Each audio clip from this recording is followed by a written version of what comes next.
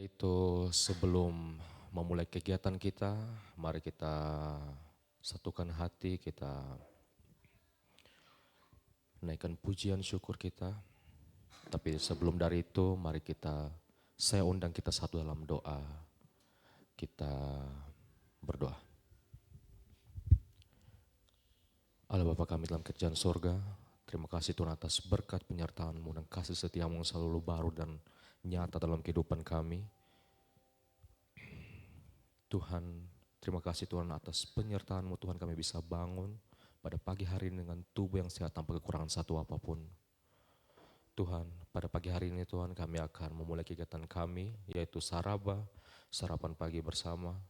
Kiranya Engkau menyertai Tuhan dari awal pertengahan hingga akhir. Kiranya penyembahan ini dapat berbau harum di hadapan-Mu. Terpujilah nama-Mu Tuhan. Sama-sama yang percaya kita katakan. Amin.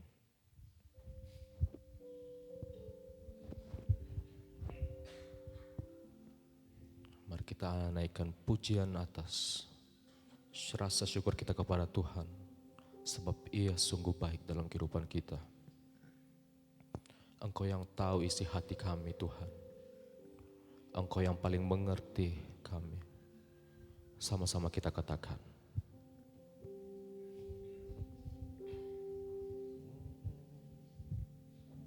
Selidiki aku, lihat hatiku, apakah ku sungguh mengasihimu, Yesus, Kau yang Maha tahu dan menilai hidupku, tak ada yang tersembunyi bagimu. Telah kulihat kebaikan-Mu yang tak pernah habis di hidupku. Ku berjuang sampai akhirnya Kau dapati aku tetap setia. Mari dengan penuh kerinduan sama-sama kita katakan. Selidiki aku,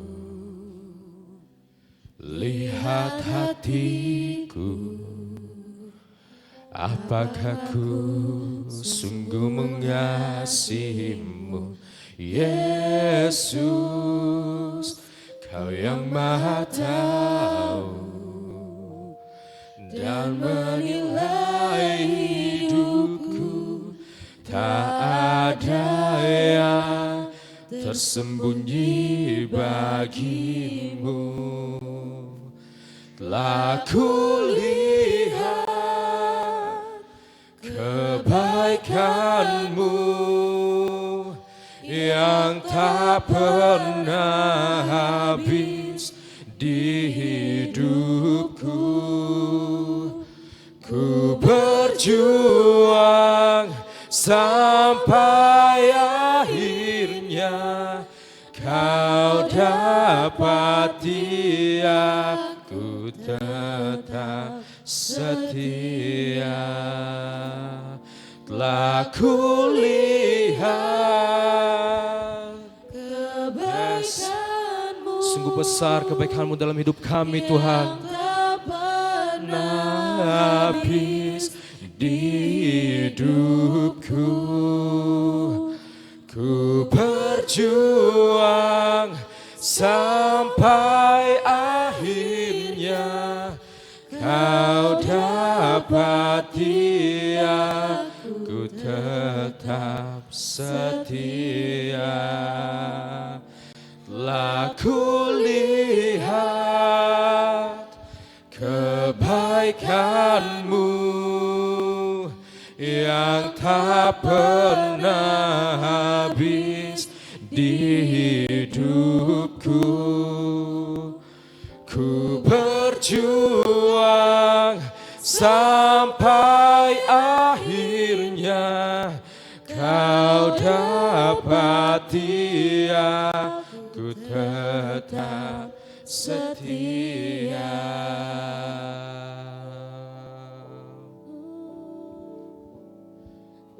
Aku lihat kebaikanmu yang tak pernah habis di hidupku. Ku berjuang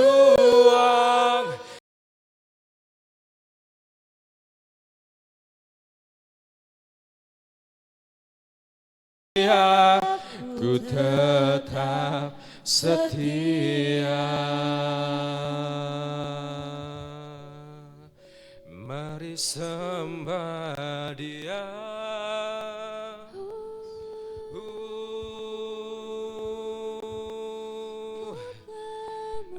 Anugerah-Mu kuatkan ku Tuhan. Oh, segala puji, segala hormat hanya bagi-Mu Tuhan, hanya padamu Tuhan ku berserah.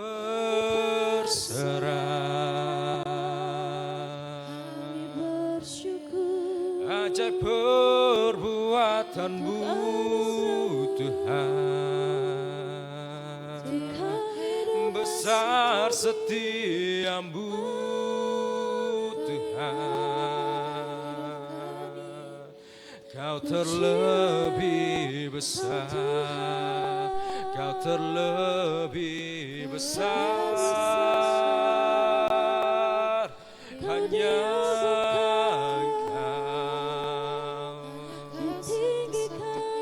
tak pernah ku ragu Tuhan. Yang ku cari ada dalam-Mu. Oh,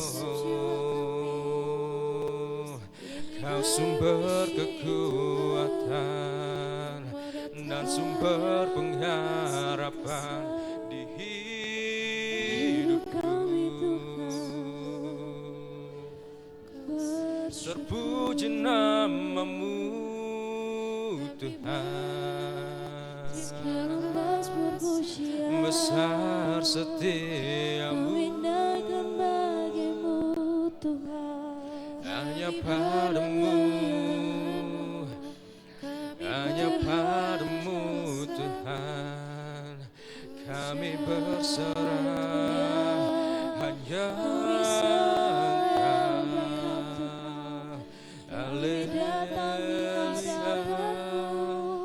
puji nama-Mu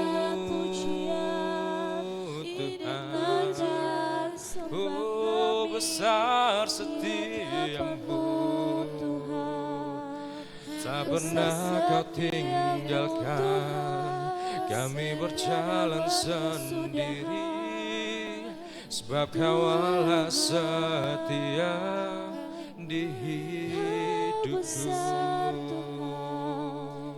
Kau termulia Tuhan, Kau tak pernah tinggalkan kami berjalan sendiri, hanya Engkau, hanya Engkau Tuhan. Yesus, Kau terlebih besar Tuhan, ajaib perbuatan-Mu, hanya Engkau di hidupku, sumber kekuatan, sukacita, pengharapan kami, Tuhan.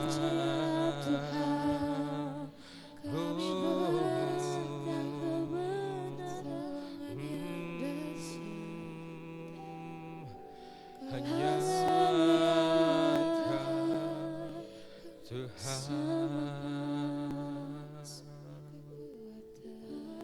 Yes, anugerah-Mu tak pernah habis dalam hidup kami, Tuhan.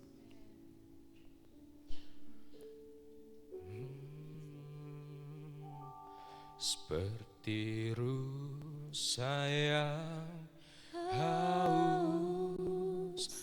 rindu aliran sungai-Mu, hatiku tak tahan. Hatiku tak tahan menunggu-Mu, bagai tanah gersang, bagai tanda gersang, menanti datangnya hujan. Begitupun jiwa kami, Tuhan. Begitupun jiwaku, Tuhan. Hanya Engkau, hanya Engkau,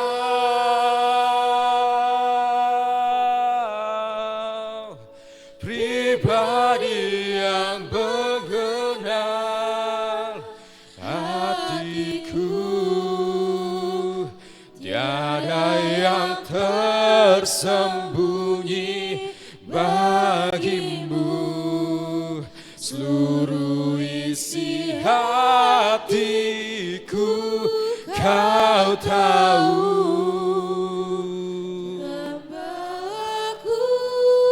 Tanpa aku untuk lebih dekat lagi padamu, tinggal dalam indahnya dekapan kasih-Mu. Kita angkat pujian ini dari awal. Jemaat Tuhan saja katakan.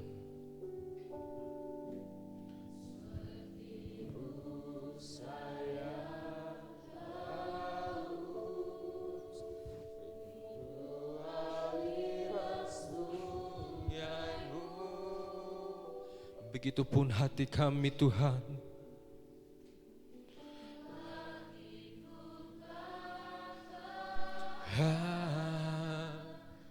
Menunggu-Mu, bagai tanah gersang, bagai tanah gersang, menanti datangnya hujan. Hati kami, Tuhan. Jiwaku, Tuhan.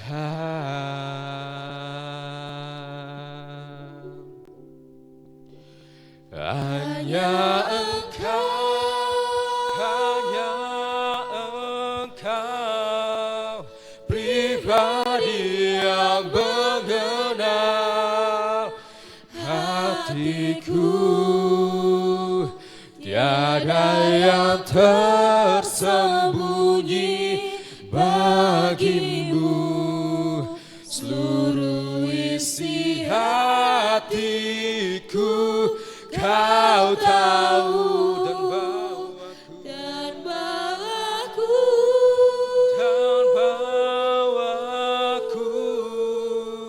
untuk lebih dekat lagi padamu,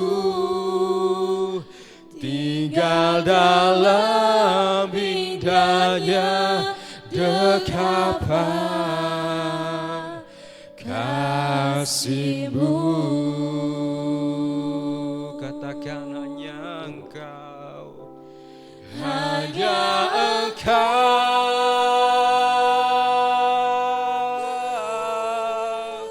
pribadi yang mengenal. Hanya Kau satu-satunya Tuhan. Yes.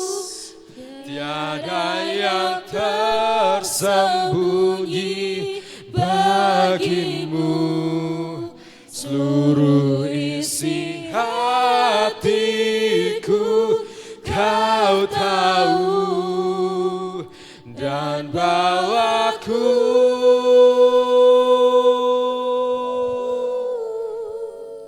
untuk lebih dekat lagi padamu, tinggal dalam indahnya dekapan kasih-Mu.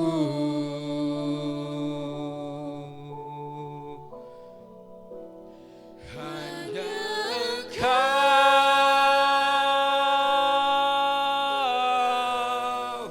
pribadi yang mengenal hatiku, tiada yang tersembunyi bagimu, seluruh isi hatiku Kau tahu, dan bawaku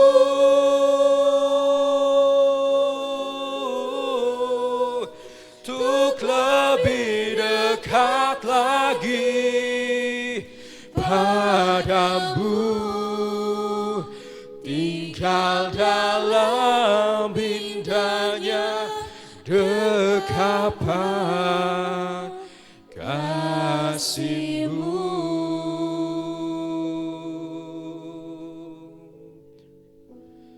Tinggal dalam indahnya dekapan kasih-Mu. Sekali lagi katakan, tinggal dalam indahnya dekapan kasih-Mu. Berikan kemuliaan bagi nama Tuhan. Baik, tunduk kepala kita berdoa. Tuhan, terima kasih pagi hari ini kami mau bersama-sama membaca, merenungkan dan berdiskusi mengenai firman Tuhan. Tuhan terangi hati kami sehingga apa yang kami baca dapat kami mengerti dan Kau berbicara kepada kami pagi hari ini dari pribadi demi pribadi. Ini menjadi doa kami di dalam nama Tuhan Yesus Kristus yang siap dan sama-sama berdiskusi mengenai firman Tuhan. Katakan amin. Baik, silakan kembali ke tempat masing-masing. Ya, mari kita buka bersama-sama dalam Efesus 4. Efesus 4 ayat yang pertama sampai dengan yang ke-32. Nah, silakan ini dibaca lalu kemudian diskusikan dengan kelompoknya masing-masing yang sudah dibagi. Efesus 4 ayat 1 sampai dengan 32. Nah, sebenarnya apa yang saya ingin bicarakan nanti adalah bagaimana kehidupan kita, karena dikatakan nanti di sana semua orang mempunyai karunia yang berbeda-beda. Tetapi bagaimana karunia itu bisa saling berkolaborasi, sama-sama katakan kolaborasi. Nah, tetapi di dalam saling berkolaborasi itu ada sebuah oli untuk semacam pelumasnya sehingga gesekan yang terjadi itu tidak terlalu tidak kemudian mencederai komunitas itu, tidak merusak kolaborasi yang ada di situ. Nah, itu ada semua di pasal itu. Jangan lihat judulnya karena judulnya nanti kalau kita lihat judulnya nanti malah kayak terpisah, enggak. Itu sebenarnya satu kesatuan ya. Soal Paulus nanti dikatakan karunia berbeda-beda, tetapi di bawah itu ada caranya. Nah, silakan berbalik kepada kelompoknya, saya kasih waktu 30 menit untuk diskusi, cari satu poin yang paling di dalam kelompok itu yang kayaknya ini kayaknya kelompok kita angkat ini deh. Ya, saya kasih waktu 20 menit sampai 30 menit untuk setiap kelompok berdiskusi. Nanti saya minta semuanya untuk berbicara kira-kira apa yang Tuhan bicara pagi hari ini untuk kita semua. Silakan.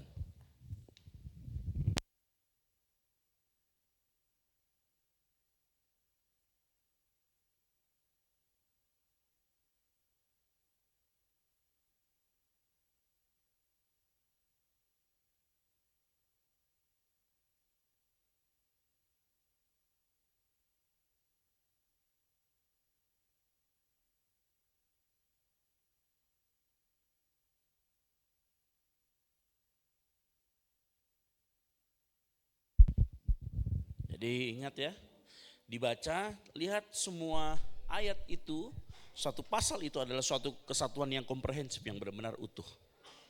Agak masuk ke sini, yang ini kelompok sini, enggak apa-apa sampai di sini, silakan, nanti saya akan ada di tengah-tengah kok. Ke sini biar gak lonjong gitu ya. Agak ke sini enggak apa-apa. Nah, sehingga kelompok lain agak maju, ini kameranya juga agak di sebelah sana mungkin atau di ini ya. Saya pakai semua ruangan di tempat ini. Ya. Ya. Nah, betul.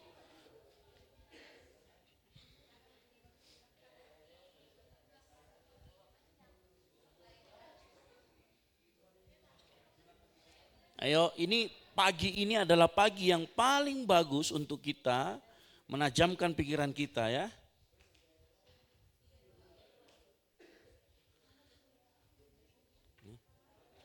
Sini dulu toh. Nah,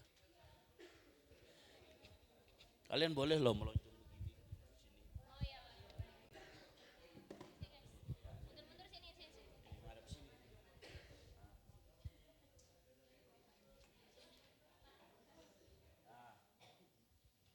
Tuh sampai di sana, sampai di tempat. Sampai di sana boleh tuh, sampai di tripod itu tuh. Sampai di tripod.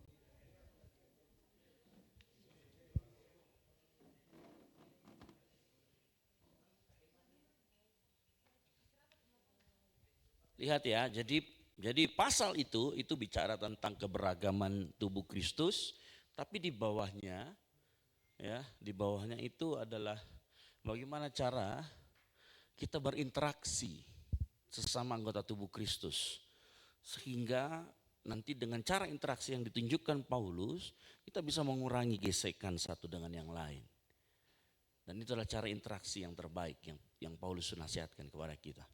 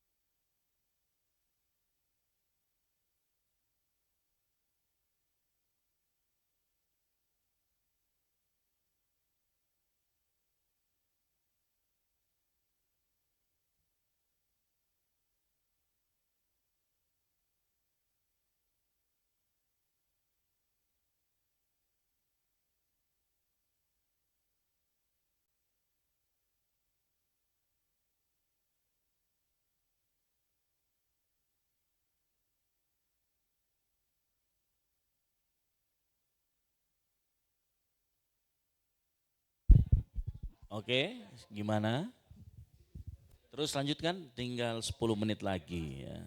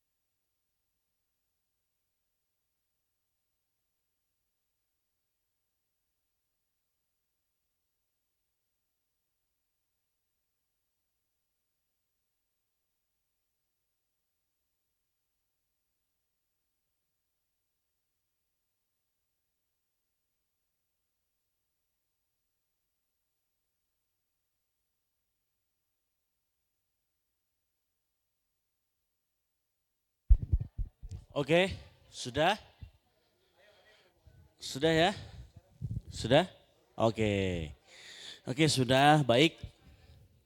Siapa yang mau jadi kelompok pertama? Kelompok pertama itu pasti bisa menyampaikan dengan lebih leluasa dan bisa jadi inspirasi buat kelompok lainnya. 5? Oke, silakan tolong Jojo kasih. Oke, yang lain perhatikan kelompok 5 ya.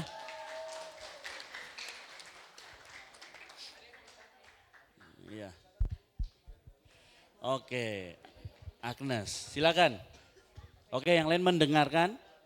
Yang lain dengar? Silakan. Oke, shalom, selamat pagi semuanya. Kami dari kelompok 5, untuk pokok sharing kami hari ini kami dapat beberapa poin. Yang pertama itu adalah pengenalan akan Allah akan menentukan pola pikir kita. Ada didapat dalam ayat yang ke-13, dikatakan di situ bahwa sampai kita semua telah mencapai kesatuan iman dan pengetahuan yang benar tentang anak Allah, kedewasaan penuh dan tingkat pertumbuhan yang sesuai dengan kepenuhan Kristus. Itu akan ketika kita sudah punya pengenalan akan Allah, otomatis kita punya pola pikir itu akan berubah, akan berkembang lebih baik daripada orang-orang yang tidak mengenal Allah. Sehingga outputnya nanti akan menghasilkan bahwa kita tidak sama lagi dengan manusia-manusia yang tidak mengenal Allah. Kita tidak akan melakukan hal yang tidak benar di depan Tuhan, kita akan punya hubungan yang lebih intim dengan Tuhan. Lalu poin yang kedua, diambil dari ayat 2 sampai ayat ketiga, dikatakan bahwa hendaklah kamu selalu rendah hati, lemah lembut dan sabar. Tunjukkanlah kasihmu dalam hal saling membantu.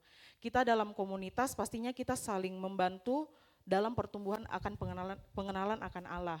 Dan kita butuh komunitas, kita butuh teman-teman kita di dalam ground atau dalam goal CC untuk saling mensupport kita untuk bertumbuh dalam pengenalan akan Allah. Lalu poin yang ketiga, meninggalkan perbuatan buruk dan merubah gaya hidup seturut kehendak Allah. Kami ambil dari ayat 17, dikatakan sebab itu kukatakan dan kutegaskan ini kepadamu di dalam Tuhan. Jangan hidup lagi sama seperti orang-orang yang tidak mengenal Allah dengan pikirannya yang sia-sia. Seperti di poin pertama, karena kita sudah punya input pengenalan akan Allah yang baik, harusnya kita punya pola hidup tidak sama lagi dengan orang-orang yang di dunia ini, dengan anak-anak yang tidak mengenal Tuhan, dengan orang-orang yang tidak punya hubungan intim dengan Tuhan. Karena kita punya hubungan intim dengan Tuhan, dilanjutkan ke ayat 29, janganlah ada perkataan kotor keluar dari mulutmu, tetapi pakailah perkataan yang baik untuk membangun di mana perlu, supaya mereka yang mendengarnya beroleh kasih karunia. Kita anak-anak Tuhan ini kadang spontanitas untuk mengeluarkan kata-kata yang kurang benar, yang tidak berkenan. Istilahnya kenajisan di dalam bibir kita. Kita kadang sudah jadi kebiasaan, sudah terpatri di dalam pikiran kita, kita tiba-tiba ngomong anj, kayak gitu. Ya kan, tapi karena kita sudah punya hubungan intim sama Tuhan, harusnya itu semua yang seperti itu sudah di-cut, sudah tidak boleh ada lagi keluar dari mulut kita, sudah tidak boleh lagi kayak kepleset sedikit, anj, pret. Oke. Oh, kayak orang mencium gitu ya. Anj. Oke, lanjut. Terus yang terakhir adalah keintiman dengan Tuhan. Jadi poin semuanya ini sebenarnya kembali lagi keintiman dengan Tuhan. Di dalam ayat yang ke-20 dikatakan bahwa tetapi kamu bukan demikian, kamu telah belajar mengenal Kristus. Karena kita sudah mengenal Kristus, otomatis pola pikir kita berubah, gaya hidup kita berubah, perkataan perbuatan kita juga harus diubahkan. Terima kasih. Oke, sip. Ya, saya mau sampaikan begini, pada saat kita membaca ayat Alkitab, yang harus diperhatikan adalah menaruh apa yang menjadi sebab dan di mana akibatnya. Sekarang saya mau tanya, apa yang menjadi penyebab kita intim sama Tuhan? Apa? Apakah keintiman itu disebabkan karena pengenalan atau pengenalan sehingga menjadi intim? Nah, itu saja, itu cara menggali. Oke, ini supaya kita terbuka pemikiran kita, cara kita menggali. Jadi supaya kita tahu arah kemana kita mau ngomong, gitu ya. Itu sudah betul tadi. Saya cuma mau menambahkan itu saja supaya kita semakin tajam lagi dalam berpikir. Yang setuju katakan amin. Gitu ya. Oke, next kelompok berikutnya. Sudah betul tadi poinnya, gitu ya. Jadi kita itu semakin intim karena kita mengenal atau mengenal makanya semakin intim. Itu dia. Kita harus menempatkan dia itu pas porsinya. Jadi ini ya. Siapa? Kelompok berikutnya.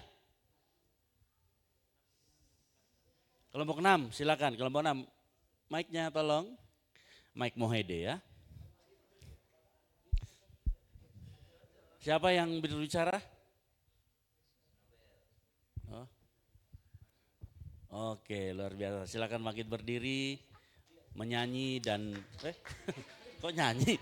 Salah ya. Oke, silakan. Menghadap ke tembok, penonton. Ya.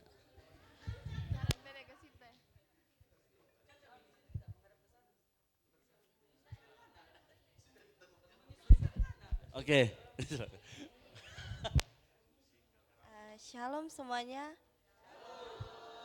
Oke, baik, adapun yang mungkin dari kelompok kami dapatkan poin-poin dari Efesus 4 ini, itu yang pertama di Efesus 4 ayat kedua, hendaklah kamu selalu sabar, selalu rendah hati, lemah lembut dan sabar.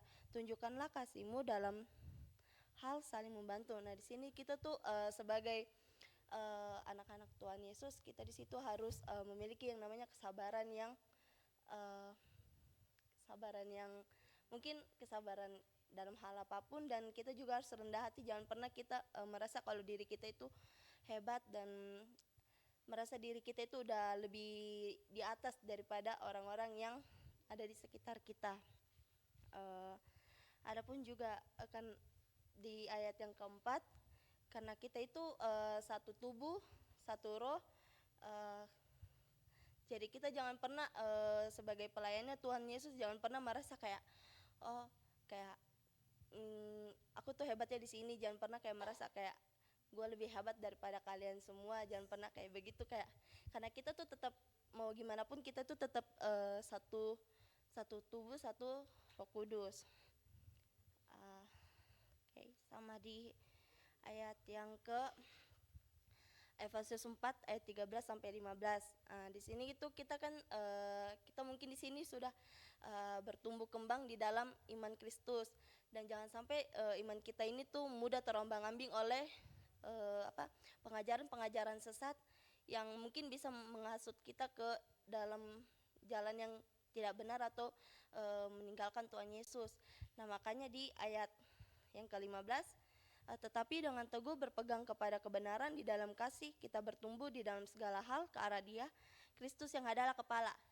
Nah, jadi kita harus tetap berpegang teguh kepada iman kita, karena Tuhan Yesus itu kepalanya kita, dan kita ini sebagai anggota-anggotanya, sebagai tubuh-tubuhnya Tuhan Yesus. Jadi jangan pernah kalau misalnya kita ragu terhadap iman kita, kita ragu terhadap pemikiran kita yang mungkin yang bisa membawa kita jauh dari Tuhan, itu mungkin kita bisa mencari kakak-kakak rohani mungkin yang bisa membimbing iman kita menjadi tetap teguh lagi kepada Tuhan Yesus.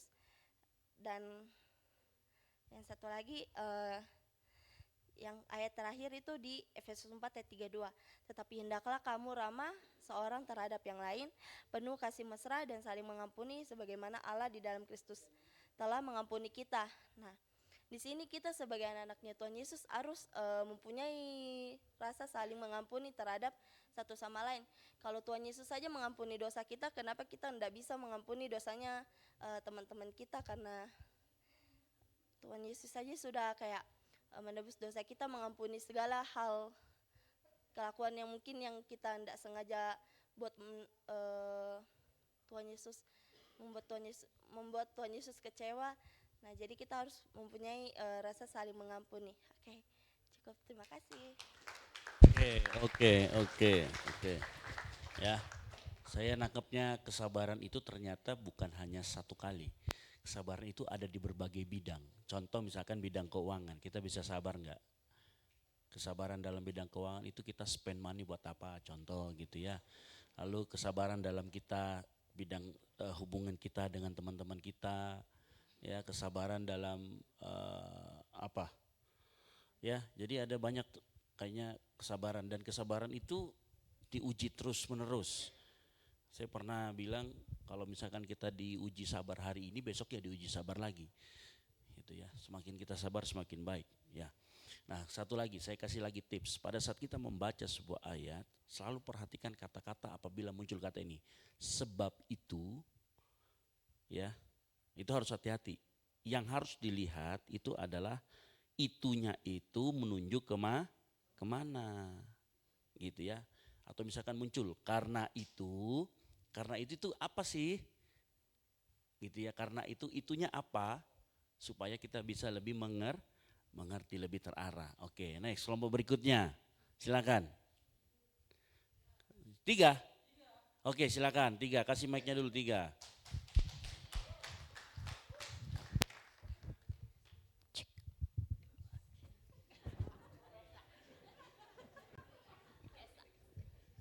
Baik, kami dari kelompok 3 akan memaparkan poin-poin yang kami dapat, yang dimana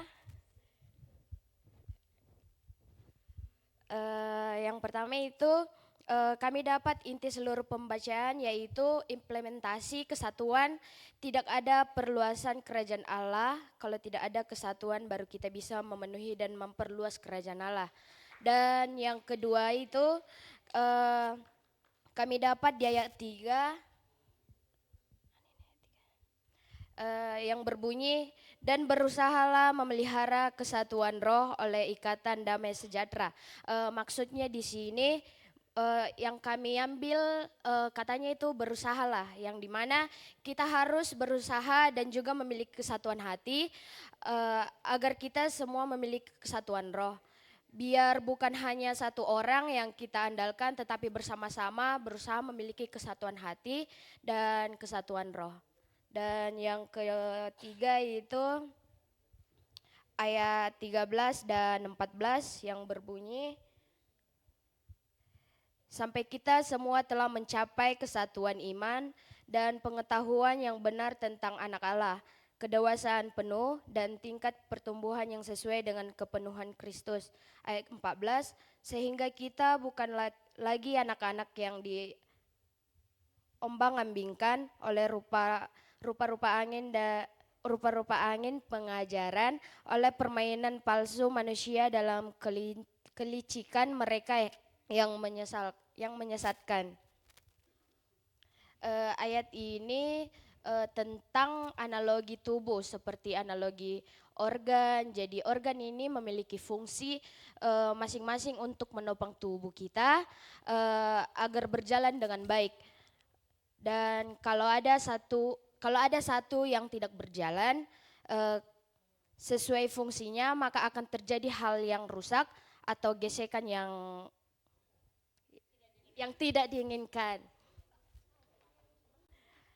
Yang berikutnya itu kami dapat di ayat 16 yang berbunyi, daripada nyala seluruh tubuh yang rapi tersusun dan diikat menjadi satu oleh pelayanan semua baginya sesuai dengan kadar pekerjaan tiap-tiap anggota, menerima pertumbuhannya dan membangun dirinya dalam kasih. Nah, ayat ini mengajarkan kita seperti saling memahami posisi masing-masing agar kita bisa menempatkan diri atau bisa memiliki sifat empati, bisa merasakan apa yang dirasakan orang lain, sehingga kita tidak mudah untuk menghakimi satu sama lain, sehingga tidak ada kelompok atau organ yang bekerja mendominasi atau bekerja sendiri, tetapi sama-sama bekerja sama untuk mencapai tujuan dan maksudnya Tuhan. Dan yang terakhir itu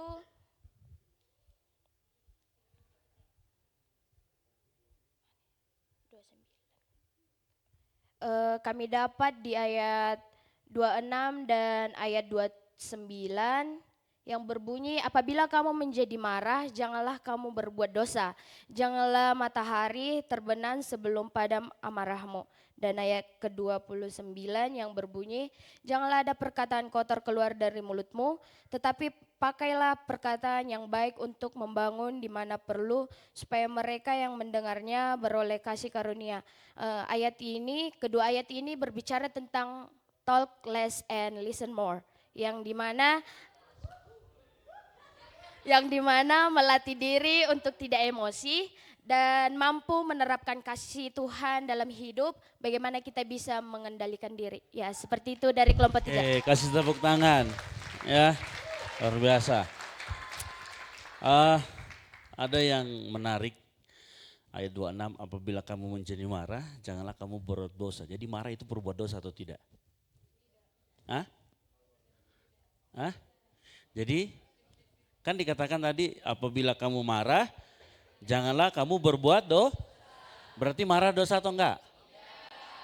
Tapi bisa bikin dosa enggak?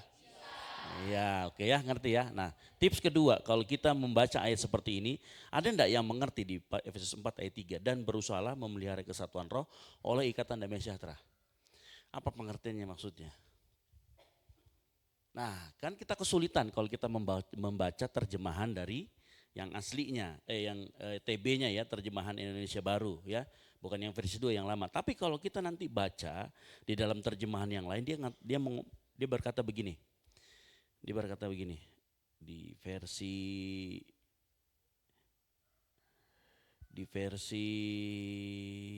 ini.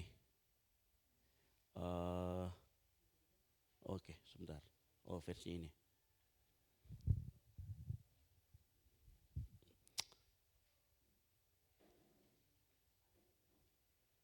Nah, di versi terjemahan sederhana, ya. Oh, bukan. Di versi mudah dibaca, contoh misalkan dikatakan begini, ayat 4:3 ya. Kamu dipersatukan dalam damai melalui roh. Berusahalah untuk selalu hidup dengan cara itu. Biarlah damai sejahtera selalu mempersatukan kamu. Itu versi mudah dibaca.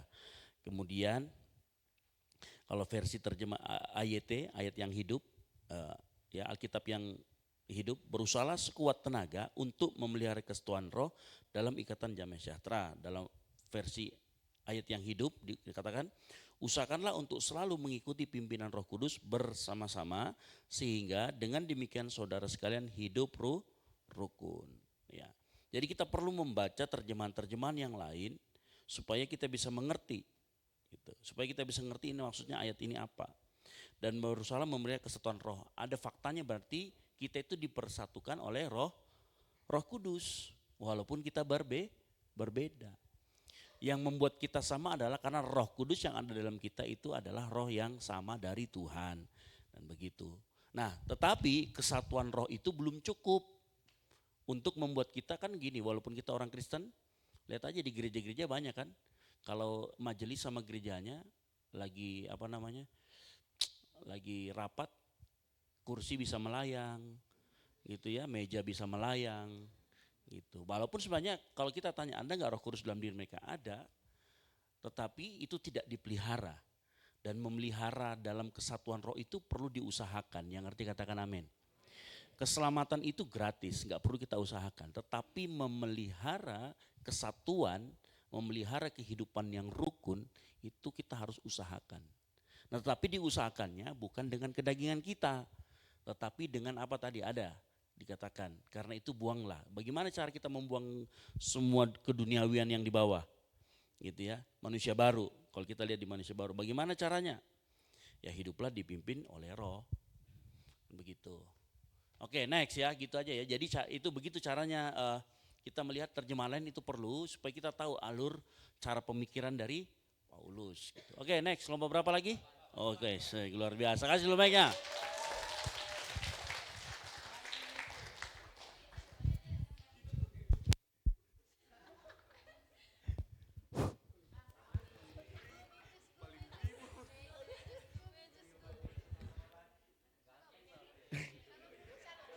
Baik, shalom teman-teman. Baik, saya Majesti dari kelompok 4 ingin memaparkan hasil pendapat kami semua. Oke. Oke. Fokus ya teman-teman. Nah, pertama, kita diperlihatkan bahwa kita adalah satu kesatuan di dalam tubuh Kristus. Kita diberikan karunia yang berbeda-beda. Oleh karena itu, saling melengkapi untuk kemuliaan Tuhan, bukan untuk show up. Itu penjelasan ayat yang ketujuh. Di mana Tuhan Yesus telah naik, namun sebelum ia turun ke dunia untuk memperlengkapi kita bagi pelayan, bagi kemuliaan Tuhan yang akan kita lanjutkan selama di dunia ini. Kita diajarkan untuk tetap bersatu. Kedua, apa yang harus kita lakukan ini dibahas dalam perikop hidup baru. Bagaimana harus bersikap seperti dalam ayat 29, 31 dan 32. Yang bunyinya, janganlah ada perkataan kotor keluar dari mulutmu, tetapi pakailah perkataan yang baik untuk membangun, di mana perlu, supaya mereka yang mendengarnya beroleh kasih karunia. 31, segala kepahitan, kegeraman, kemarahan, pertikaian dan fitnah hendaklah dibuang dari antara kamu, demikian pula segala kejahatan kamu. 32, tetapi hendaklah kamu ramah seorang terhadap yang lain, penuh kasih, mesra dan saling mengampuni sebagaimana Allah di dalam Kristus telah mengampuni kamu. Nah, yang terakhir, dalam melakukan pelayanan selama di dunia ini jangan sampai tersesat dalam ajaran-ajaran baru, karena akan banyak pengajaran-pengajaran baru yang menyesatkan dalam ayat 14, 15 dan 21. Oke, sekian dari saya, terima kasih. Oke. Baik, walaupun betul di Efesus ini ada sedikit menyindir tentang rupa-rupa angin pengajaran dan permainan palsu, memang betul. Tetapi sebenarnya itu menggambarkan bagaimana kedewasaan, gitu ya. Jadi tidak fokus ke ajaran palsunya, tapi menggambarkan kalau orang dewasa sama anak kecil dikasih permen itu diajak kemana aja mau, betul nggak? Kalau kita dikasih uang 1 triliun baru mau, betul kan? Gitu kan, gitu ya. Nah, salah satu juga, saya kasih tips lagi, kalau kita membaca sebuah perikop, kalau kita membaca Paulus itu selalu modelnya dia begini. Paulus itu selalu kasih sesuatu yang teologis, misalkan gini, dia bicara tentang tubuh Kristus. Nah, tetapi nanti untuk memelihara kesatuan itu dia berbicara hal yang praktis. Coba aja baca, lihat di ayat yang pertama, di awal-awal di pasal 4 dia berbicara tentang keberagaman tubuh Kristus, karunia, ya. Bahwa dalam satu tubuh ada beda-beda fungsinya, tetapi itu sangat kalau saya katakan sangat-sangat di awang-awang, belum membumi itu prakteknya bagaimana. Nah, Paulus itu selalu begitu. Nanti kalau membaca, jadi kalau kita membaca supaya kita gampang merenungkan, coba lihat yang mana sih yang bahasa teologisnya Paulus ini, yang mana bahasa praktisnya. Bahasa teologisnya itu dia ngomong gini, supaya kita mencapai kesatuan roh, lalu kemudian bicara tentang kita ini tubuh Kristus. Itu semua bahasa-bahasa teologis. Tetapi begitu nanti dia di bawahnya, dia akan ngomong jangan perkataan kotor keluar, jangan ini. Itu praktisnya. Ngerti ya? Jadi ada yang teorinya di atas, dikasih tahu filosofinya, lalu kemudian praktisnya. Nah, Paulus itu modelnya begitu dalam dia menulis. Gitu. Supaya kita tahu, yang harus kita pahami itu ini, yang harus kita praktekkan itu yang ini. Ngerti maksud saya? Jadi misalkan kalau kita mau menjaga kesatuan, kita ngerti kenapa kita harus bersatu, karena kita ini tubuh Kristus. Kenapa harus bersatu? Karena kita itu punya talenta yang berbeda-beda. Praktiknya bagaimana cara bersatunya? Oh, ternyata di bawah, hati-hati dengan kata-kata, apalagi fitnah, apalagi dan lain sebagainya. Begitu. Oke, next kelompok berikutnya. Oke, 1 silakan.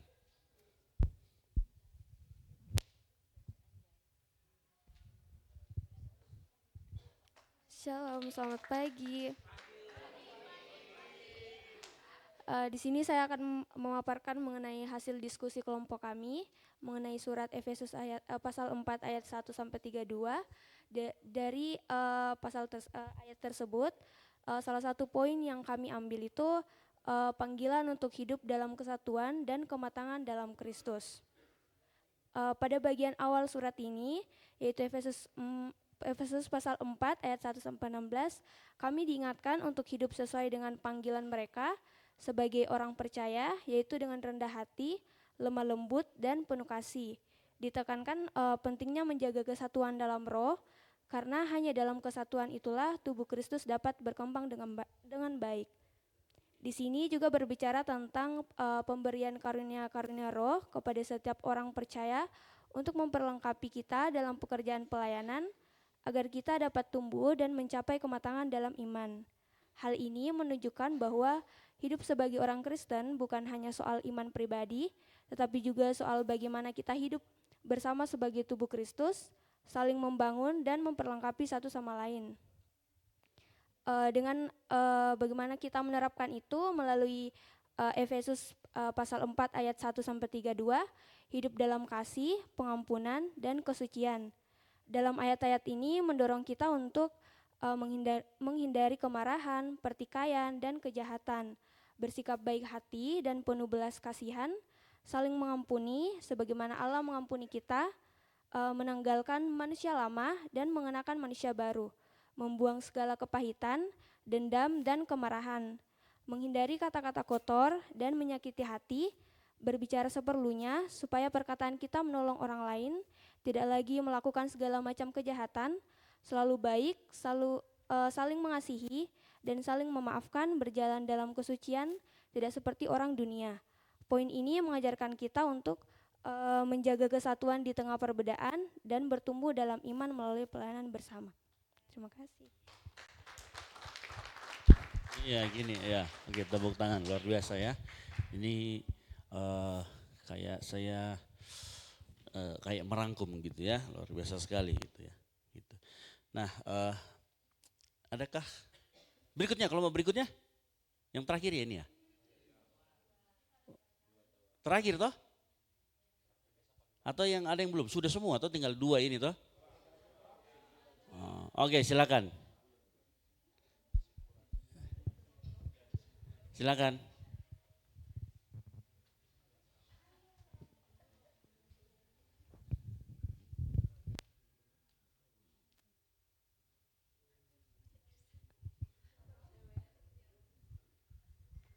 Baik, terima kasih untuk waktu dan kesempatan. Kami dari kelompok 2 ingin memaparkan sedikit dari banyaknya hal-hal yang bisa diambil dari Efesus 4.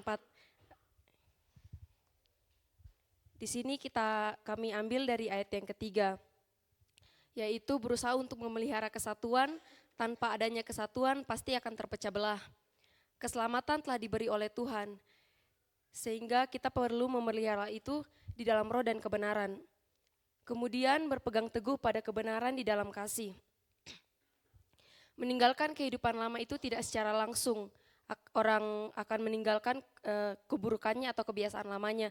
Tetapi semua orang butuh prosesnya masing-masing. Setiap orang itu kan tidak sempurna. Bahkan saya berdiri di sini bukan berarti saya yang lebih baik dari teman-teman yang lain. Bahkan ini semua adalah hasil dari pemikiran teman-teman. Sehingga semuanya itu butuh proses. Selanjutnya itu ada dari ayat yang ke-16. Kita tahu bahwa kasih itu menutupi banyak sekali dosa. Kasih bahkan bukan menutupi hanya satu dosa, tetapi banyak dosa, multiply. Sehingga kasih itu sangat penting. Ya. Sehingga jika ada dosa yang mungkin tidak bisa kita singkirkan atau susah kita hilangkan di dalam hidup kita, itu mungkin karena kita kekurangan kasih di dalam hidup kita. Mungkin kita kekurangan kasih baik buat diri sendiri, baik buat orang lain, atau bahkan kita mungkin kekurangan kasih untuk Tuhan. Sehingga kita tidak bisa menghilangkan dosa itu dari kehidupan kita. Itulah mengapa perintah, terutama kita tahu 2 perintah utama, yaitu perintah untuk mengasihi Tuhan dan perintah untuk mengasihi sesama kita. Sebab itu iblis itu sangat-sangat membenci kalau ada perasaan kasih dalam kehidupan kita. Contohnya saat ini, tujuan kita untuk pergi retret, kita ingin menunjukkan rasa kasih kita kepada Tuhan, kasih kepada sesama kita, sehingga mungkin dari dalam kegiatan retret kita ini mungkin banyak perselisihan atau pergeseran, tetapi jangan biarkan hal itu untuk membuat iblis senang, karena dalam hal ini iblis tuh mau memunculkan rasa takut kita, sehingga bagaimana caranya kita untuk menutup itu semua dengan kasih. Seperti halnya di dalam 1 Korintus 13 ayat 13, berbunyi demikian, demikianlah tinggal ketiga hal ini, yaitu iman, pengharapan, dan kasih. Dan yang paling besar diantaranya ialah kasih. Kemudian di dalam ayat yang ke-16 ini juga berbicara tentang pengampunan. Bagaimana sih kita mengampuni? Kalau misalnya saya disakiti sama satu orang yang mungkin menurut saya itu susah sekali diampuni. Mungkin hari ini saya bisa katakan, saya mengampuni kamu. Kemudian besok harinya ada pasti muncul di pikiranku kayak saya bilang, bagaimana saya mau mengampuni ini orang, padahal orang ini tuh sudah kayak bikin saya sakit hati sekali. Tetapi melalui mulutku saya bilang, saya sudah mengampuni dia. Tapi padahal di dalam hati saya itu saya belum mengampuni dia. Terus caranya bagaimana? Dengan kata lain, kita bisa fokuskan tentang apa yang Tuhan sudah buat di dalam hidup kita. Kalau misalnya Tuhan sudah mengampuni kita, bagaimana kita tidak bisa mengampuni orang lain? Itu adalah free will yang Tuhan sudah kasih. Jadi bagaimana Tuhan sudah mengampuni kita sehingga kita juga bisa mengampuni orang lain. Mungkin itu dari kami, sekian dan terima kasih. Oke, sip. Ya. Oke, luar biasa gitu.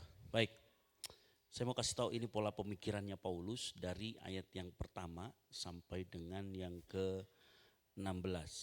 Nah, jadi Paulus ngomong gini, perhatikan ya baik-baik ya.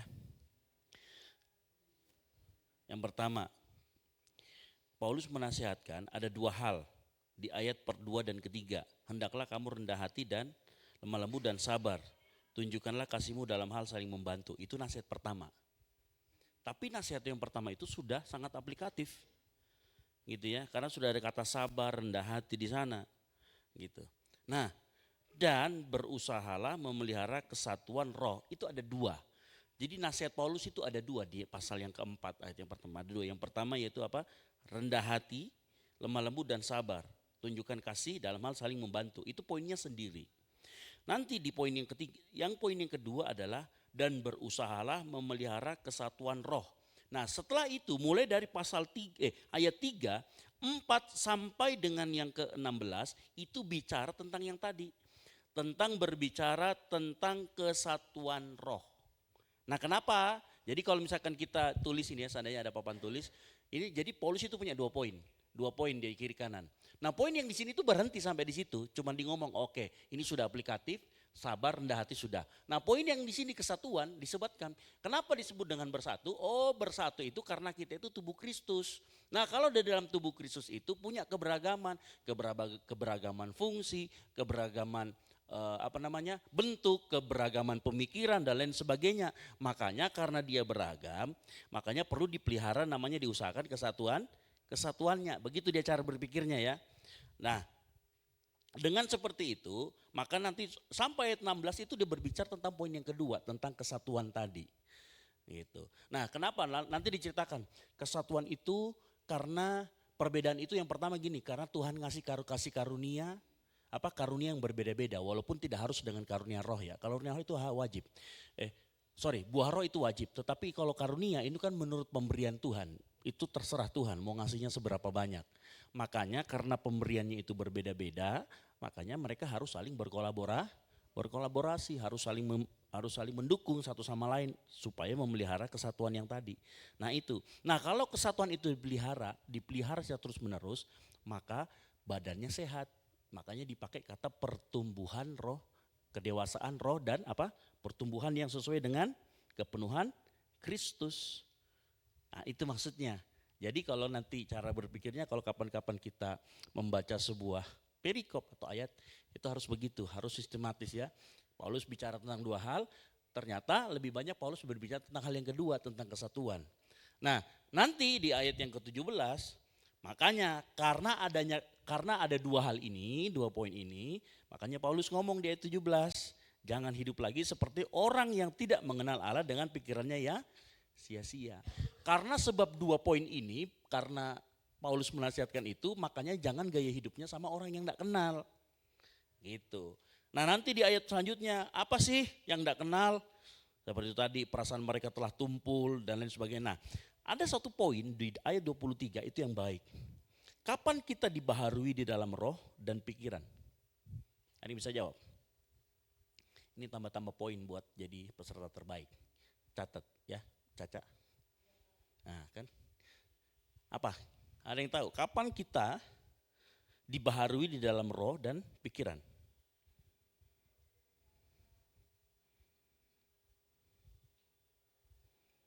Ada dia 21 di dalam pikiran, yaitu karena apa? Mendengar dia dan menerima pengajaran, itu di pikiran. Kalau di roh kapan? Kapan kita dibaharui di dalam roh? Hah? Ya saat dibaptis. Ya kan? Saat dibaptis. Gitu.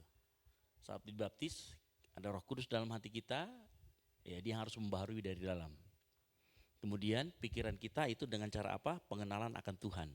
Nah, pengenalan akan Tuhan itu secara eksplisit dan yang paling lengkap itu ada di Alkitab yang kita baca, firman Tuhan yang kita baca. Yang mengerti katakan amin. Gitu ya. Karena kalau kita dibaharui di dalam roh, maka secara otomatis kita akan mengenakan manusia baru. Ya, jelas itu ya. Oke, ada pertanyaan nggak di sini? Silakan kalau yang mau bertanya. Kasih kesempatan daripada saya yang bertanya. Halo? Oke, silakan. Tiara, kasih dulu mic. Silakan. Kayak yang batuk-batuk itu tolong ya. Baik, terima kasih kesempatannya Kak. Ya. Kan tadi sempat dijelaskan bahwasanya roh itu bertumbuh ketika kita sudah dibaptis. Nah, apakah dengan sebelum kita ada dibaptis, apakah roh itu tidak bertumbuh dalam kehidupan kita itu juga? Gini, oke silakan. Terima kasih pertanyaannya. Jadi kalau berdasarkan Alkitab, kapan kita bisa mengaku Yesus sebagai Tuhan itu karena dorongan dari Roh Kudus. Roh Kudus yang membuat kita bisa mengaku sebagai Yesus sebagai Tuhan. Tetapi di dalam teologi ada perbedaan antara Roh Kudus ada dalam diri kita dan dipenuhi atau dipimpin oleh Roh Kudus. Itu dua hal yang berbeda. Makanya ada orang Kristen yang sudah mengaku Kristen tetapi perkataannya masih perkataan yang kotor. Masih dalam proses. Ngerti maksud saya ya? Jadi hidup dipimpin roh sama ada Roh Kudus di dalam itu dua hal yang berbeda. Gitu. Orang mengaku Yesus sebagai Tuhan, kita tahu ada Roh Kudus dalam dirinya. Tetapi kebanyakan orang diperlakukan Roh Kudus itu seperti anak-anak kos-kosan. Tahu anak-anak kos-kosan? Dikasih ruangan kecil di sana, dikasih masuk aja di dahana. Nanti kalau pergi ke gereja atau ada masalah baru dipanggil Roh Kudus, sini dong. Nah, itu artinya kita yang tidak hidup dipimpin oleh roh. Gitu, ya. Jadi kalau kita hidup dipimpin oleh Roh Kudus, maka kita terus dibaharui. Itu maksudnya dibaharui itu gini, memperbesar Roh Kudus, mengurangi kedagingan. Karena kan cuma ada dua itu aja di dalam kita. Ya, hidup dipimpin oleh roh atau dipimpin oleh daging. Daging itu bukan bicara tentang fisik loh ya. Tetapi apapun yang berlawanan dengan keinginan roh itu daging. Saya ulangi lagi, apapun yang berlawanan dengan keinginan roh itu pasti daging. Gitu. Jadi kalau misalkan rohnya kecil pasti dagingnya besar. Tidak mungkin rohnya besar terus rohnya kecil, dagingnya juga kecil. Enggak, itu enggak mungkin. Karena mereka selalu berbanding terbalik. Gitu. Jadi mana kalau roh kita kecil sudah pasti dagingnya besar. Kalau daging kita kecil pasti rohnya yang besar. Gitu. Nah itu maksudnya hidup dipimpin oleh itu. Gimana caranya supaya gini? Ya udah, apa yang tidak sesuai dengan keinginan roh kita matikan dalam hati kita. Kita tidak lakukan lah. Gitu ya. Gimana Tiara? Oke, ada lagi yang mau bertanya silakan. Yang tadi malam juga boleh ya, pertanyaan yang tadi malam ya. Oh, Hero.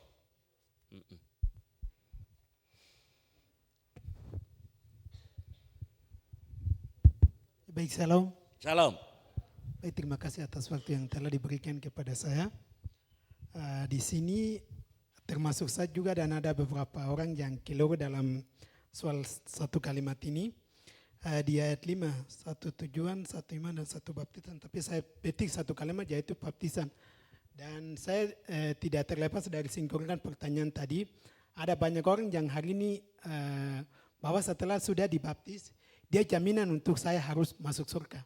Itu banyak orang yang hari ini membuat mereka bahwa kalau saya sudah baptis itu jaminan untuk saya masuk surga. Banyak orang seperti itu. Jadi tolong penjelasan dari pemateri mungkin secara asumsi atau logika juga secara simpel juga dari pemateri. Terima kasih, waktu kembalikan.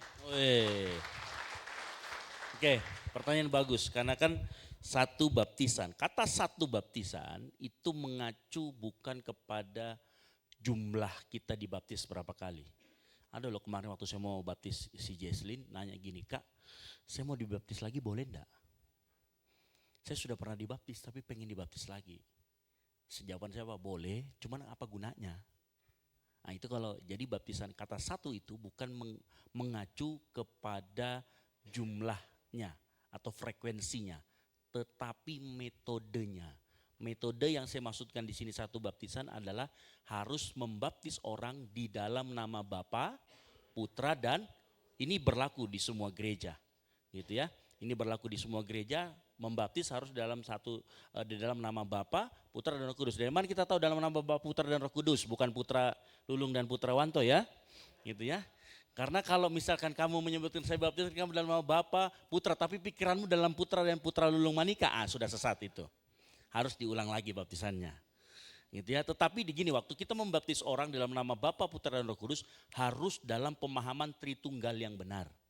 Bukan Tritunggal modalisme atau sabelianisme. Tahu modalisme? Yang mengatakan begini, perjanjian lama itu Bapa, perjanjian baru berubah jadi Yesus, perjanjian yang setelah Yesus naik ke surga itu Roh Kudus. Itu namanya sabelianisme, modalisme, dan itu pemahaman yang salah. Kalau gerejamu punya pemahaman itu saat kau dibaptis, maka pada saat masuk ke gereja mainstream maka harus dibaptis ulang. Kenapa? Karena baptisan itu tidak diakui. Ngerti maksud saya? Jadi ada beberapa gereja yang pemahaman itu berbeda. Saya kasih, mohon maaf, mungkin ada dari kita yang hadir saat ini itu dari gereja itu. Kalau pernah dengar gereja GPSDI, bukan GSPDI, GPSDI. GPSDI itu penganut sabelianisme, modalisme. Jadi tidak mengakui Tritunggal seperti Tritunggal pada umumnya. Ya, jadi gereja Pantekosta Serikat di Indonesia. Tapi umatnya itu nggak tahu kalau gerejanya itu menganut itu. Tapi pemimpinnya itu menganut itu. Jadi ketua kota sinodenya, ketua badan ininya itu menganut itu. Jadi saya sedikit berdebat sama orang itu gitu loh. Karena mereka menganut itu. Nah kalau dari gereja-gereja yang seperti itu, maka biasanya masuk di gereja-gereja mainstream seperti gereja Toraja itu harus dibaptis ulang. Kenapa? Karena waktu dia pun mengatakan formula baptisan Bapa, Putra dan Roh Kudus tidak dalam pemahaman yang benar. Itu maksudnya. Dikatakan metodenya hanya boleh ada satu, yaitu dalam nama Bapa, Putra dan Roh Kudus. Tapi kalau berkali-kali boleh enggak? Boleh. Sesuai dengan lagunya Jacqueline, berkali-kali kau dibaptis, kan begitu. Ya. Nah, ini kan itu dulu ya. Kan pertanyaan sekarang. Apakah kalau dibaptis tadi berkaitan dengan roh? Masuk surga. Nah, saya kasih tahu. Kalau kita dalam konseling baptisan, tanda jadi baptisan itu bukan syarat keselamatan. Baptisan itu bukan syarat keselamatan. Kenapa? Coba perhatikan. Ada enggak orang di Alkitab yang tidak dibaptis tapi masuk surga? Yang mana?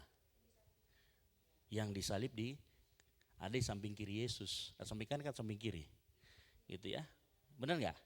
Waktu itu ngomong apa? Saat ini juga engkau berada bersamaku di Firdaus. Ya benar kan? Halo? Jadi baptisan itu bukan syarat keselamatan. Tetapi tanda pertobatan. Masalahnya penjahat yang di samping Yesus ini case khusus. Dia itu tidak bisa turun minta tolong dibaptis dulu. Gitu ya. Yesus ngomong oke, kita dibaptis dulu ke bawah. Kali gitu nggak mungkin. Nah pertanyaan saya, apakah murid-murid Yesus membaptis? Ya? Membaptis enggak? Hah? Buktinya mana? Loh, Yohanes Pembaptis bukan murid Yesus. Itu sepupunya Yesus. Yesus itu dibaptis enggak? Dibaptis. Murid-muridnya membaptis enggak? Murid-murid Yesus membaptis enggak?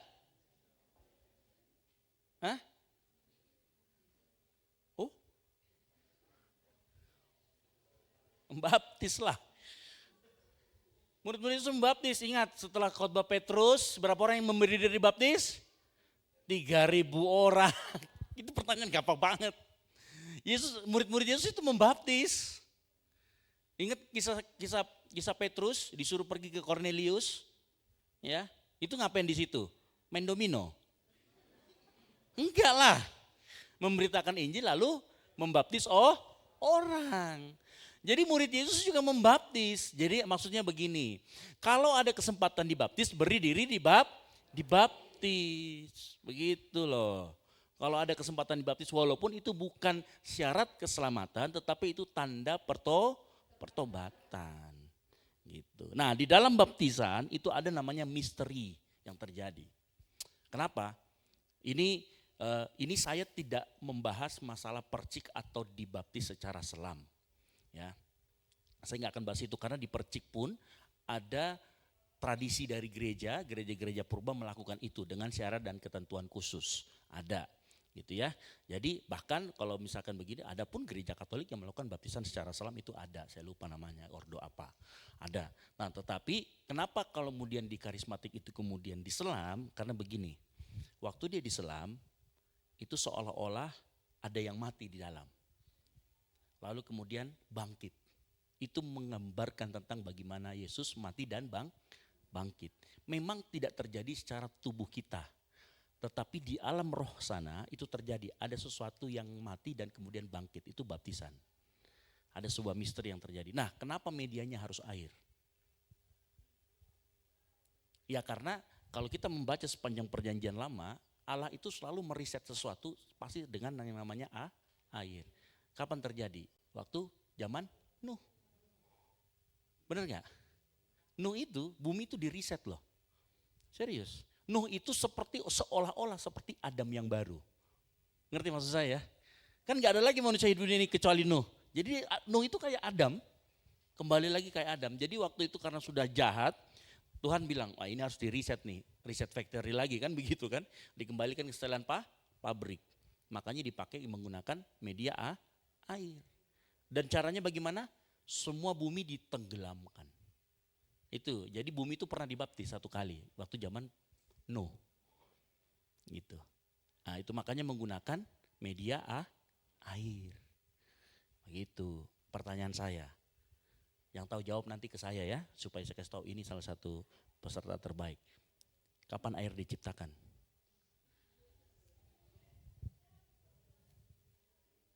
Kapan air diciptakan? Nah, coba baca Kejadian 1 ayat 1 ya. Coba kita buka saya Kejadian 1 ayat 1 ya. Ya.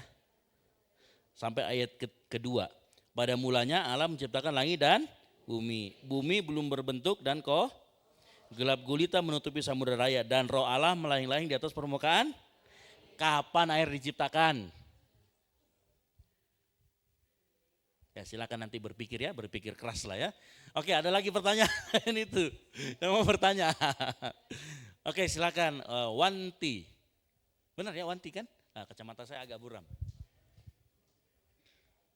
Gitu ya. Silakan nanti dipikirkan kapan air diciptakan. Ini belum ada hari pertama, hari kedua, hari ketiga, tiba-tiba sudah ada air. Baik, terima kasih. Saya Wanti Astuti Siombing, saya dari kelompok 6. Saya ingin bertanya Kak terkait perubahan tadi malam. Seperti yang saya ketahui, semua mengalami perubahan. Cepat atau lambat, besar atau kecil, semua akan berubah. Namun, terkadang kita sebagai agen perubahan, like we know, perubahan tidak selamanya baik. Pasti ada perubahan yang membawa ke dampak negatif dan dampak positif. Nah, sebagai agen perubahan kita memiliki keterbatasan. Nah, yaitu kreativitas tadi malam. Nah, kreativitasku pasti berbeda dengan orang lain. Jadi bagaimana seharusnya kita merespon perubahan tersebut jika bagiku perubahan itu dampak negatif dan bagi orang lain perubahan itu dampak positif. Nah, bagaimana cara kita merespon perubahan tersebut jika salah atau beberapa agen perubahan menganggapnya berbeda, ada yang menganggap positif, ada yang menganggap negatif. Jadi bagaimana supaya tidak terjadi perpecah belahan antara satu sama lain, antara agen perubahan tersebut. Terima kasih. Woi, kasih tepuk tangan. Saya berasa di seminar ya. Saya berasa di ini. Oke, saya mau kasih tahu ya. Pertama, perbedaan itu sudah pasti. Yang setuju katakan amin. Nah, akhirnya baru kita baca kan? Baru kita baca, betul tidak? Semua orang dikasih beri karunia yang berbeda, termasuk hikmat. Hikmat itu kayak begini, hikmat itu bisa menimbang sesuatu baik atau buruk. Dan itu bisa berbagai macam orang-orang dengan latar belakang yang berbeda. Makanya perbedaan itu sudah pasti. Termasuk saat kita merespon sebuah perbedaan. Pasti juga, perubahan. Merespon perubahan pasti ada perbedaan. Jadikan sebuah quotes. Kan begitu toh? Ya kan, merespon perubahan pasti ada perbedaan. Tetapi perbedaan itu pasti punya basic line atau sebuah dasar yang sama. Ya. Perubahan itu perbedaan itu punya basic line. Contoh begini, misalkan kita bicara tentang begini ya. Perbedaan misalkan gini, ini contoh aja dalam gereja lah, saya kasih contoh. Kan kita beragam di sini. Perbedaan gereja non karismatik dan karismatik, gitu ya. Kan hanya perbedaan di masalah pujian. Kemudian perbedaan di masalah secondary doctrine. Secondary doctrine itu misalkan tentang bahasa roh, karunia roh, lalu kemudian pujian penyembahan, itu perbedaan. Itu perbedaan enggak? Perbedaan. Perubahan enggak? Perubahan. Kan begitu kan, berubah gitu. Tetapi saya mau katakan supaya tidak terjadi perpecahan, maka yang paling bagus adalah menggunakan empati. Kalau gua jadi dia jadi gua gimana? Terus yang pertama, yang kedua, dahulukan yang namanya basic line tadi. Apa sih yang menjadi kesatuannya? Apa sih yang menjadi persamaannya? Makanya Paulus di ayat yang kita baca tadi ngomong persamaannya dulu. Apa itu? Satu iman, satu baptisan, satu. Tetapi setelah itu dia ngomong mengenai ada perbedaannya nih. Yang basic adalah tadi kalau kita baca di Efesus adalah yang basic adalah coba baca tadi satu, yang kata-kata satu iman. Baca coba yang masih buka. Satu tubuh, satu Tuhan, satu baptisan, satu Allah dan Bapa. Nah, itu kan basic yang sama. Benar ya? Benar ya Wanti ya? Itu kan basic yang sama. Nah, kita harus berbicara duduk kalau kita bertemu dan itulah yang harus kita perlihatkan. Nah, sementara yang berbeda itu biarlah itu menjadi perbedaan yang membuat sesuatu menjadi indah. Yang membuat satu saling melengkapi. Makanya suatu kali ada saya lihat di FYP saya itu ini, seorang pejabat HKBP dia ngomong begini, saat ini banyak ya, itu ada saya komen di situ, anak-anak muda di HKBP larinya ke karismatik dan kita ada tuntutan di HKBP untuk memasukkan alat musik, pakai drum, pakai apa, pakai ini gitu loh. Nanti gimana kita ini nanti ketinggalan anak muda dan lain sebagainya. Saya komen di bawah begini, harusnya gereja-gereja yang modelnya Lutheran tetaplah pada Lutheran. Karena kenapa? Mengubah itu tidak mudah. Karena kenapa? Bangunannya pun tidak mendukung untuk dipakai full band. Karena kalau gereja Lutheran itu mereka kan menyanyi pakai paduan suara dan pakai hanya musik-musik yang sederhana gitu ya, yang akustiknya itu memang dirancang untuk begitu. Kita bawa model begini sana, mau bagaimanapun pemain bagus dibawa ke sana, pasti tetap akan jatuhnya bising. Nah, makanya keberagaman itu tetap harus dijaga. Tetapi yang dimunculkan ke atas adalah yang basic line yang sama tadi. Seperti itu. Nah, kalau ada perbedaan, saya kasih tahu, perbedaan itu tidak harus dijadikan sama. Kalau dijadikan sama nanti bukan bersatu namanya. Tetapi untuk bersatu yang dimunculkan tadi adalah basic line-nya yang menjadi sama. Apa yang membuat kita sama. Begitu. Lalu kemudian berempati, kalau gue di posisi dia di posisi saya seperti apa. Dan dalam arti gini, saling memahami. Apa sih yang membuat misalkan teman-teman di HKBP itu tidak mau berubah ke misalkan pakai full band atau tidak ini misalkan mengenai misalkan bahasa roh. Kenapa sih teman-teman itu nggak mau pakai bahasa roh, nggak ini? Oh, ternyata mereka punya pemahaman seperti itu. Nah, sementara di saya itu, nah itulah makanya kita perlu memahami perbedaan-perbedaan tetapi bukan untuk saling menjelekkan, memperkaya. Ngerti ya? Contoh misalkan dari teman-teman Katolik kan dulu ini kalau Protestan itu sering-sering nuduh teman-teman Katolik begini, menyembah Bunda Maria. Enggak. Mereka enggak menyembah Bunda Maria. Gitu ya. Teman-teman Katolik enggak menyembah. Jadi gini, Kenapa berdoa kepada bersama dengan Bunda Maria? Jadi sebenarnya kata berdoa kepada Bunda Maria itu lebih kepada berdoa bersama Bunda Maria. Contoh misalkan kalau saya berdoa, kemudian saya ngajak Dagmar. Ayo Dagmar kita sama-sama berdoa yuk kepada Tuhan. Itu sebenarnya konsepnya begitu. Bukan berdoa kepada Bunda Maria, tetapi berdoa bersama-sama dengan Bunda Maria. Nanti ada perbedaan, ada bahasa-bahasanya lah. Nah itu yang kita harus pahami, mengerti. Sehingga kita tidak menjadi orang yang katro dan curigaan. Ini berbeda, ini. Nah itu. Nah karena setiap perbedaan itu sudah pasti akan terjadi. Kenapa perbedaan itu wajib terjadi? Perbedaan wajib saya katakan terjadi. Karena Allah kita pun tunggal dalam kejamakan. Ngerti maksud saya? Di dalam kesatuannya itu ada yang berbeda di dalam. Jadi makanya terpancar dari ciptaan, terpancar dari apa yang ada di sekeliling kita. Ngerti maksud saya nanti ya? Jadi perbedaan itu tidak harus dipermasalahkan. Tapi perbedaan itu harus kita saling empati satu sama lain. Sehingga bisa tetap tercipta. Nah makanya tadi Paulus di dalam ayat di Efesus, dia ngasih tahu di bawah-bawahnya. Apa pengikat dari perbedaan? Kasih. Betul ya? Kalau nanti baca jangan ada perkataan fitnah, itu semua diikat dengan yang namanya kasih. Begitu nanti bisa menjawab atau kalau tidak kita selesaikan di luar. Gitu kan? Kita selesaikan secara adat di Lapo BPK. Oke, last question. Ada yang mau bertanya? Oke. Chelsea, bagaimana kabar Manchester United?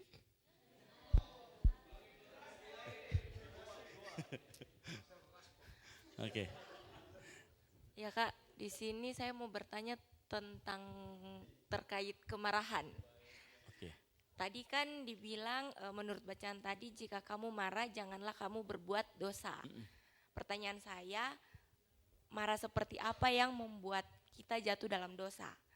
Kemudian apa batasan-batasan marah sehingga kita tidak jatuh dalam dosa, itu yang pertama Kak. Yang kedua,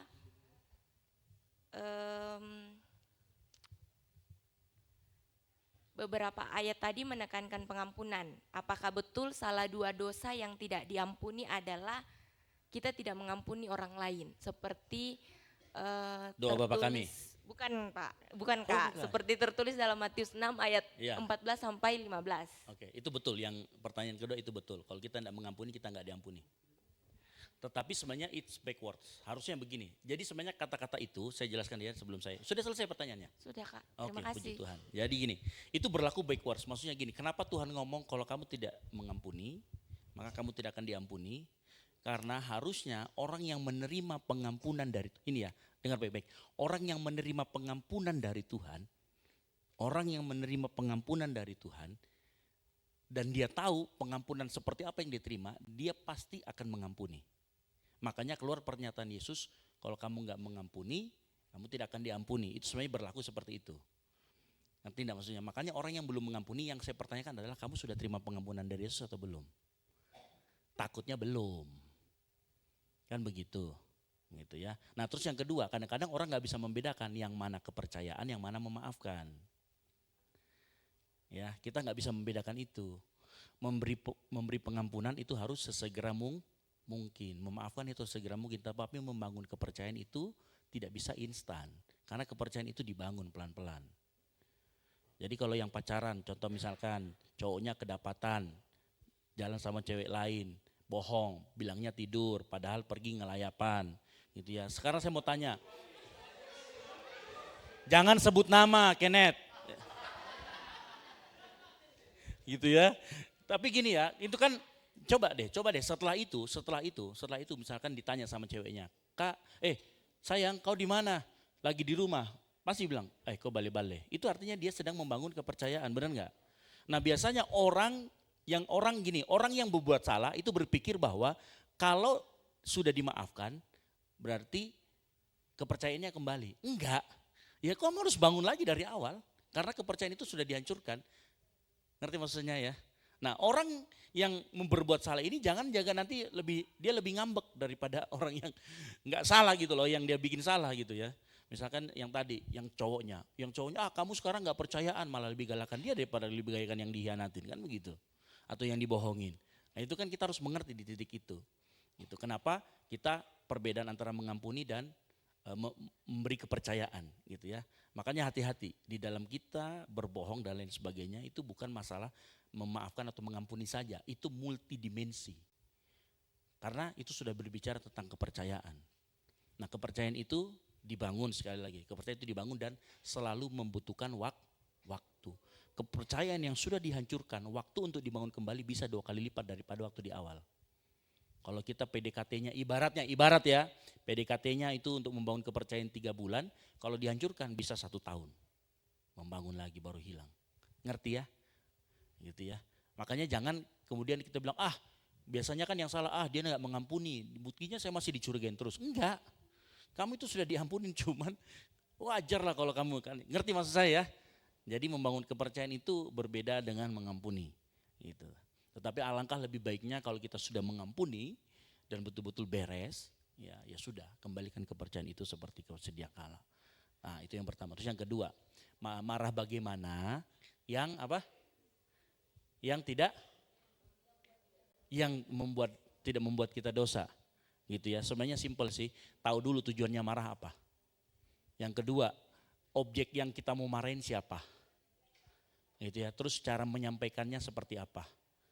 Boleh enggak kita marah, tetapi kalau kita ngomong itu kita enggak usah pakai kata-kata yang tinggi. Susah toh? Makanya orang bilang lebih baik diam dulu. Nah, saya ajarkan begini, ini tips dari saya. Kalau kita lagi marah, diam saja dulu. Ya. Kalau kita marah, diam saja dulu. Karena begitu kita keluar kata-kata satu, ini potensi kita untuk menyakiti orang lain tinggi. Dan potensi kita untuk berbuat dosa semakin tinggi. Ya. Nah, masalahnya kadang-kadang kita itu terlalu reaktif, bukan responsif. Reaktif itu begini, cepat naik, cepat bereaksi terhadap sesuatu. Ada sesuatu yang salah, langsung marah-marah. Ada sesuatu yang salah, langsung ngomel-ngomel. Nah, ini yang ngomel-ngomelnya ini yang bahaya. Boleh enggak kalau sesuatu yang salah kita tahu, ini salah. Tapi boleh enggak kita enggak usah langsung ngomel. Boleh enggak kita tahan dulu apa yang ada dalam hati kita. Boleh dong. Ya kan? Makanya saya sarankan, kalau lagi marah, diam dulu. Gitu. Nanti kalau sudah kondisi di dalam batin kita sudah tenang, baru ngomong. Itu akan jadi lebih baik. Ngerti ya maksud saya?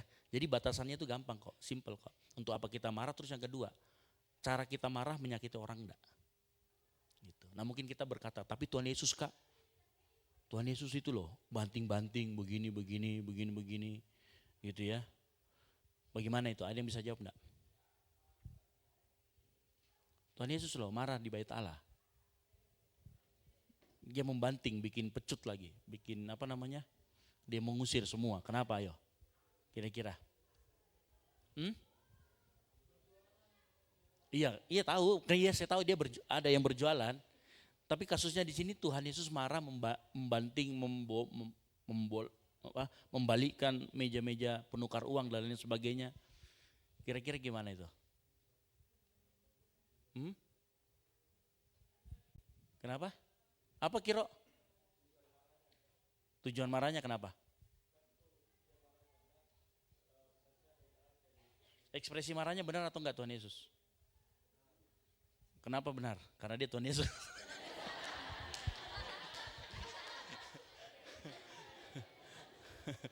Gimana? Ekspresi marahnya benar atau tidak?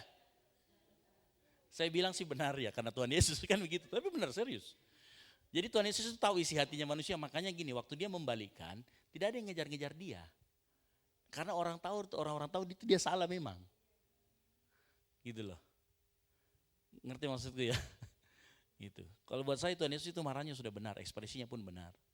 Tetapi buat kita nih, karena kan gini, Tuhan Yesus itu 100% God, 100% manusia. Dalam kemarahannya dia pun, dia tidak akan berbuat dosa dan dia tahu sendiri batasannya seperti apa. Gitu. Tetapi kalau kita manusia yang ada dosanya di dalamnya itu sangat jauh berbeda. Dari mana saya tahu dari mana, ingat ya, semua manusia yang hasil dari hubungan antara bapa dan mama, maka itu ada dosanya di dalamnya. Itu dosa waris atau dosa yang dari itu sudah ada. Gitu ya. Kecenderungan berbuat dosanya sudah ada. Hanya Yesus yang kecenderungan berbuat dosa itu tidak ada. Sehingga apapun yang dia lakukan, otomatis waktu dia membalikan ekspresinya, itu bukan ekspresi dalam tanda kutip yang membuat dia bisa berdosa. Tetapi karena dia tahu dengan berbuat ini, dia tahu kok orang-orang ini sudah sadar. Makanya nggak ada yang ngejar dia. Nggak ada yang mau berantem sama dia, nggak ada yang mau bagaimana-bagaimana. Dia tetap aman-aman aja. Gitu.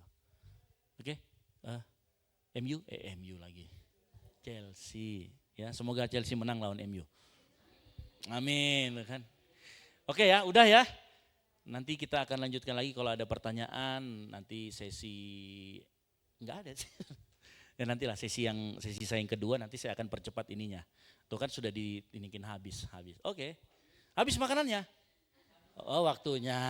Kita habis makanannya. Oke, kita bangkit berdiri, kita berdoa yuk. Kita akhiri saraba kita pagi hari ini ya. Ayo kita tunduk kepala, kita berdoa. Kami mengucap syukur Tuhan Yesus buat pagi hari ini. Kalau pagi hari ini kami bisa belajar bersama-sama bagaimana kami bisa menggali firman Tuhan.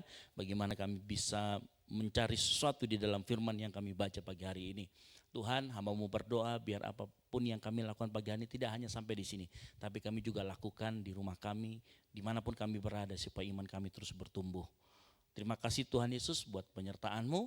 Terima kasih buat pagi yang indah yang sudah Engkau beri. Kami melanjutkan aktivitas kami selanjutnya hanya di dalam nama-Mu, di dalam nama Tuhan Yesus Kristus, kami siap melanjutkan aktivitas kami. Yang siap melanjutkan aktivitas sama-sama katakan, amin. Baik, silakan panitia.